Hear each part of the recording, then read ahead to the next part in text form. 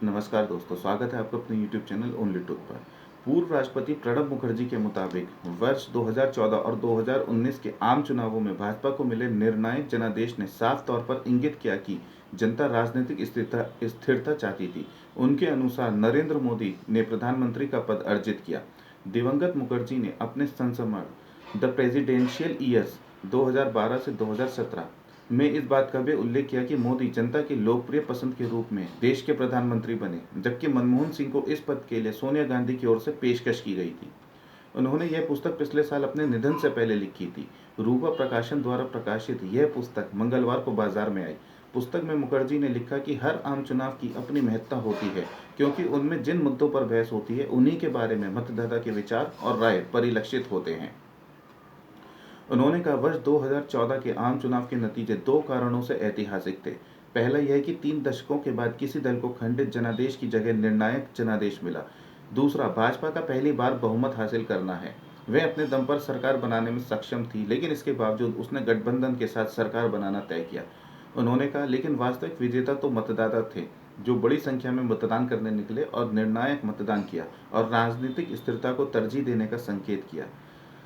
जनता का मानना था कि इसके विकास परक राजनीति को बल मिलेगा। मुखर्जी ने कहा कि उनका भी यही मानना था कि उन जनता गठबंधन की राजनीति और राजनीतिक दलों के सुविधानुसार पाला बदलने से तंग आ चुकी थी। उन्होंने कहा, गठबंधन सामान्य रूप से किसी एक दल या किसी एक व्यक्ति विशेष को सत्ता में आने से रोकने के लिए बनाया जाता है। मोदी और सिंह की तुलना करते हुए मुखर्जी ने कहा कि दोनों के प्रधानमंत्री बनने के तरीके बहुत अलग थे। बतौर राष्ट्रपति मुखर्जी ने मोदी और सिंह दोनों के साथ काम किया था। उन्होंने लिखा, डॉक्टर सिंह को इस पद की पेशकश सोनिया गांधी ने की थी, जिन्हें कांग्रेस संसदीय दल और सैप्रंग के अन्य घटक दलों ने प्रधानमंत्री पद के उम्मीदवार के रूप में चुना था, लेकिन उन्होंने इस पेशकश को ठुकरा दिया था। उन्होंने लिखा कि दूसरी तरफ मोदी 2014 में भाजपा की ऐतिहासिक जीत का नेतृत्व कर प्रधानमंत्री पद के लिए जनता की पसंद बने। वह मूल रूप से राजनीतिज्ञ हैं और जिन्हें भाजपा ने पार्टी के चुनाव अभियान में जाने से पहले ही प्रधानमंत्री पद के लिए अपना उम्मीदवार बनाया। वह उस वक्त गुजरात के मुख्यमंत्री थे और उनकी छवि जनता को भा गई। उन्होंने प्रधानमंत्री का पद अर्जित किया है। मुखर्जी ने अपनी पुस्तक में यह भी लिखा कि उनके कार्यकाल के दौरान मोदी ने उनके सौहार्दपूर्ण संबंध रहे।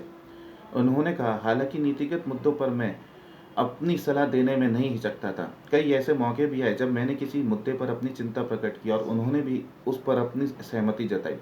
वर्ष 2014 के लोकसभा चुनाव में कांग्रेस के प्रदर्शन के बारे में उन्होंने लिखा, इस सच्चाई से इनकार नहीं किया जा सकता कि कांग्रेस जनता की उम्मीदों और आकांक्षाओं पर खरा उतरने में पूरी तरह विफल रही।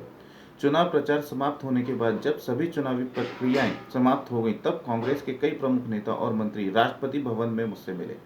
मजेदार बात यह है कि इनमें से किसी को भी कांग्रेस या फिर सैप्रंग को बहुमत मिलने की उम्मीद नहीं थी। मुखर्जी ने विदेश नीति की बारीकियों को जल्द समझ लेने के लिए मोदी की सराहना भी की।